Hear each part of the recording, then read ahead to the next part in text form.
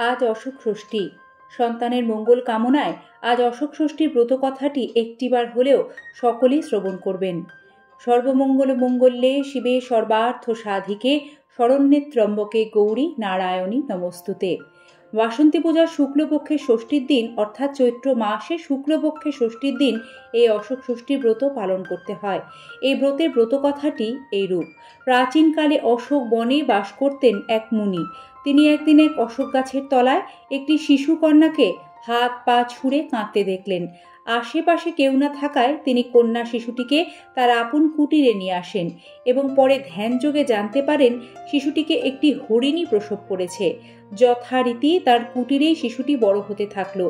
অশোক গাছের নিচ থেকে তাকে পাওয়া গিয়েছিল বলে মুনি তার নাম দেন অশোকা। মেয়েটি ছিল অপূর্ব সুন্দরী। মুনি মনে মনে চিন্তা করলেন, এই কন্যাকে আর বেশি দিন তার কুটিরে রাখা ঠিক হবে না, ভালো পাত্র দেখে বিয়ে দিতে হবে।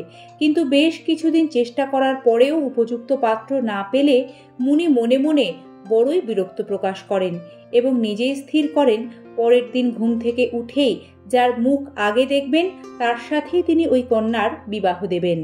পরের দিন সকালে ঘুম থেকে উঠেই তিনি দেখেন তার কুটিরের সন্নিকটে একজন সুদর্শন যুবক দাঁড়িয়ে আছেন। মুনি তার পরিচয় জানতে চাইলে তিনি বলেন তিনি একজন রাজপুত্র, মৃগয়া শিকারে বনে এসেছিলেন, কিন্তু আগের দিন রাত্রে জলঝড় হওয়ায় পথ ভুলে এখানে এসেছেন। মুনির তাকে দেখে খুবই পছন্দ হয় এবং সঙ্গে সঙ্গে অশোকার সাথে বিবাহের প্রস্তাব দেন। রাজপুত্র অশোকার রূপে মুগ্ধ হয়ে তাকে বিবাহ করতে সম্মত হন এবং তাকে বিবাহ করেন। 4 হাত এক করে মুনিও চিন্তামুক্ত হন।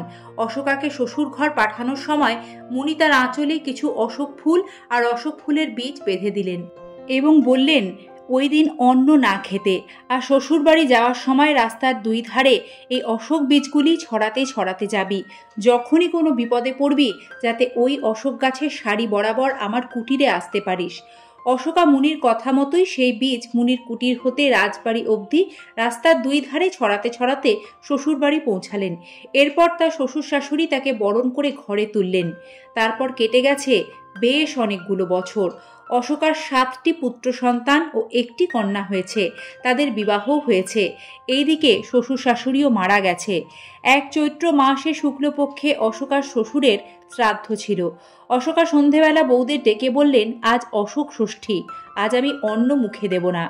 শাশুড়ি মায়ের আদেশ মতো বৌমারা অশোকার জন্য মুগ কলাই রাঁধতে থাকেন, কিন্তু ঘুঁটেতে একটা ধান ছিল, তা কিভাবে মুগ কলায় পড়ে ফুটে ক্ষয়ী হয়ে যায় নিজের অজান্তেই সেই খাবার খেতেই অশোকার জীবনে নেমে আসে ঘোর সর্বনাশ।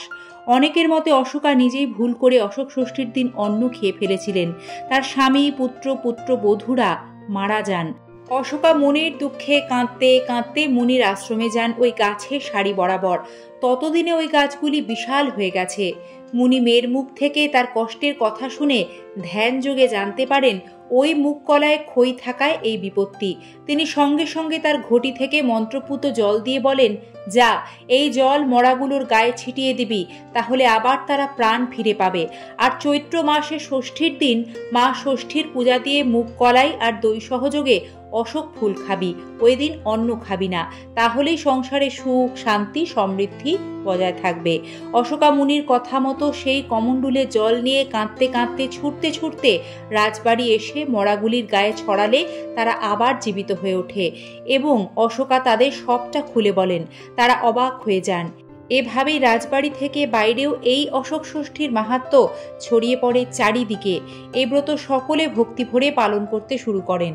এই ব্রতের ফল।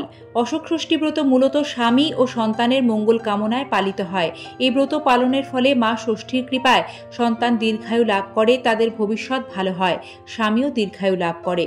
মা ষষ্ঠীর কাছে প্রার্থনায় জানায় তার আশীর্বাদ বর্ষিত হোক সকলের সংসারে, সবার সন্তান থাক দুধে ভাতে। অশোক ষষ্ঠী ও বাসন্তী পুজোর শুভেচ্ছা জানিয়ে পর্বটি এখানে শেষ করছি। ধন্যবাদ, সাথে থাকবেন, দেখা হবে আগামী পর্বে।